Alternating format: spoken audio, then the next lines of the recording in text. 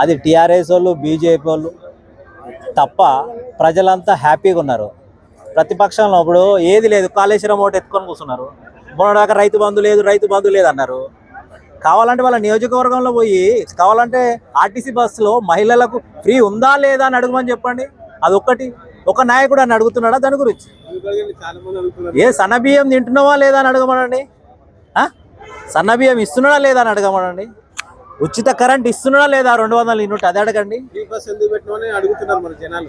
ఇప్పుడు జనాలకు లాభం ఉందా నష్టం ఉందా ఆ మహిళలకు తెలుస్తుంది, ఆ ప్రభుత్వానికి తెలుస్తుంది. ఇప్పుడు ప్రతిపక్షానికి ఏంటంటే ఏదన్నా ఒకటి బుద్ధ చల్లాలి కాంగ్రెస్ పార్టీ మీద. అన్నీ కరెక్ట్ జరుగుతున్నాయి.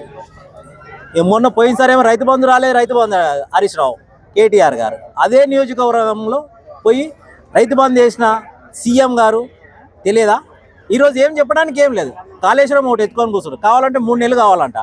మంత్రి పదవి ఇవ్వాలా ఇప్పుడు ఈయన హరీష్ రావు గారికి? చెప్పండి, మంత్రి పదవి ఇవ్వాలా? ఉన్నప్పుడు వాళ్ళ మామ తీసేసిన ఇరిగేషన్ శాఖ నుంచి ఇస్తాడు. ఇప్పుడు రాబోయే కాలానికి ఏది కావాలో అది ఇస్తాడు. కొన్ని నియోజకవర్గంలో ఇస్తారు, సైకిల్ బి ఇస్తారు. 1 నుంచి 5 వరకు 6 వరకు ఇస్తున్నారు కొన్ని సైకిల్. మా సంగారెడ్డి నియోజకవర్గంలో మా జగ్గారెడ్డి గారు ఇస్తున్నారు. మన రాహుల్ గాంధీ పుట్టినరోజు కొన్ని సైకిల్ ఇచ్చాడు. జిల్లా అది మన నియోజకవర్గం పార్టీ అందరికి ఇచ్చాడు. ఇగో ఇప్పుడు చూడండి, ఇంద్రమ్మ ఇండ్లు ఇది TRS party, BJP party, MIM party, Janasena party ఇలాని నమ్మకం పెట్టారు ప్రజలు నా వాళ్ళు. ఆ రోజు రేవంత్ రెడ్డి గారు ఏం చెప్పాడంటే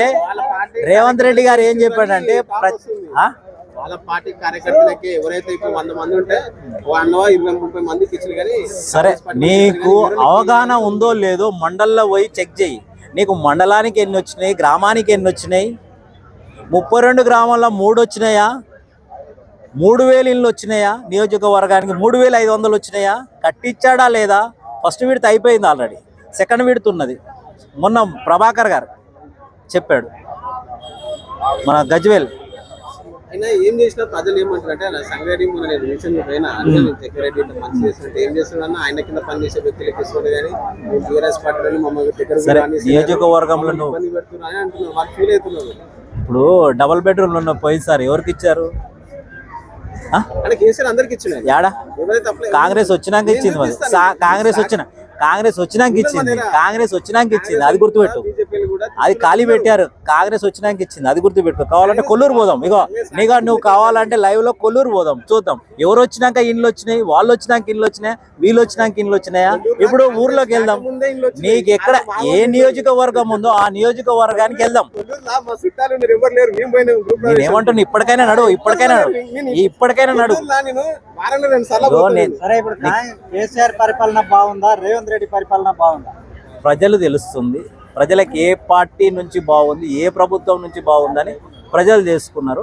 అందు గురించి ఇప్పుడు చూసినా కదా, సర్పంచ్ ఎలక్షన్లు ఎవరు వచ్చారు, మున్సిపల్ ఎలక్షన్లు ఎవరు వచ్చారు?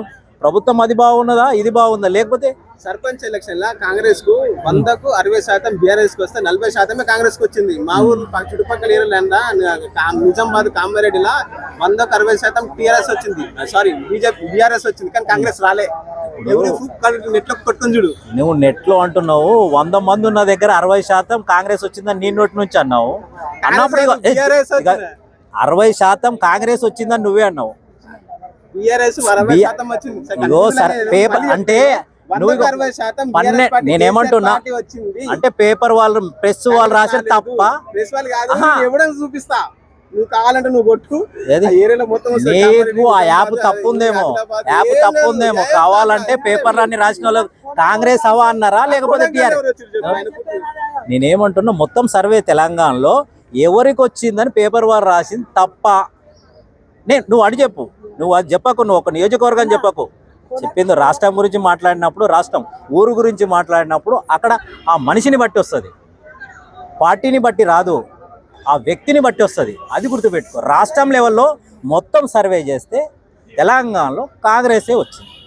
ఆ సర్వే చెప్పు, ఏదో ఒక సర్వే కాదు కదా. ఇప్పుడు నిలబడ్డది మనం ప్రజల గురించి మాట్లాడుతున్నామా, లేకపోతే మనం ఒక్క ఇంటి గురించి మాట్లాడితే అవప్ప ఒకటే వచ్చిండని చెప్పొచ్చు. మొత్తం రాష్ట్రం గురించి మాట్లాడినప్పుడు రాష్ట్రం మొత్తం సర్వేలు చేయాలి, అది గుర్తుపెట్టుకో. రైతులకు ఈ మధ్యలో చూస్తున్నాము, అప్పటికే యూరియా కొరత ఉందని అంతకుముందు ప్రభుత్వంలో కూడా ఇలాంటి ఆరోపణలు వచ్చినాయి. ఇలాంటి టైంలో ఇంకా క్రిటికల్ చేసి ఒక యాప్ అని తీసుకొచ్చి వాళ్ళని ఇంకా ఇబ్బందులు చేస్తా ఉన్నారు. ఇప్పుడు ఫోన్పే ఉంది, ఎవడు ఇబ్బంది పడుతున్నాడు? ఎవరైనా పడుతురా? చెప్పు. రైతులకు తెలుసు నేను చెప్పిందేనా?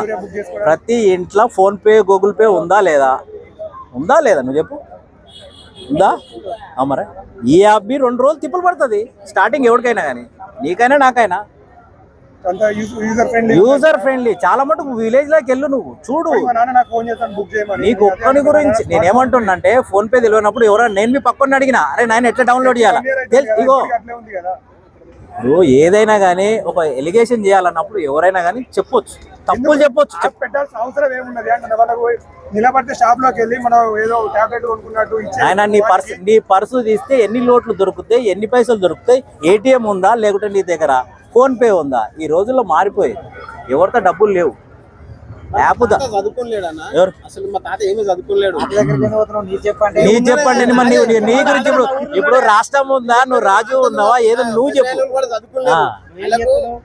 నువ్వు ఉన్నావు కదా కొడుకు, ఈ రోజు ప్రెస్ ఉన్నావు, నువ్వు కొడుకు ఉన్నావు, నువ్వు లక్షల మందికి చెప్పే రాష్ట్రానికి చెప్పే నాయకుడు, నువ్వు జర్నలిస్టు. నువ్వు చెప్పినప్పుడు నీ తండ్రికి ఇక జనాలకి ఏం చెప్తావు నువ్వు? ప్రభుత్వం గురించి నువ్వేం చెప్తావు? నువ్వు ప్రభుత్వం గురించి ఏం చెప్తావు? నువ్వు జర్నలిస్టు, రాష్ట్రం గురించి చెప్పిన ఇంట్లో చెప్పినప్పుడు ఎట్లా చెప్తావు నువ్వు? జర్నలిస్ట్ అన్నప్పుడు నీకు మొత్తం తెలియాలి, అవగాహన తెలియాలి. అవగాహన లేదు ఎట్లా?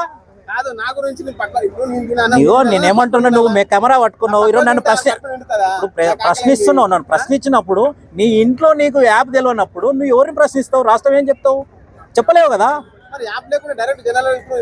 ఏదైనా కానీ ఫోన్ పే ఫస్ట్ ఎవడు వాడలేదు, లాక్డౌన్ లోనే అందరు వాడి యూజ్ అయ్యింది. చాలా మటుకు తెలుస్తుంది. ఎప్పుడైనా కానీ తొందరలో ఎవరికి రావు, ఫస్ట్ నుంచి రావాలి ఎవడైనా కానీ.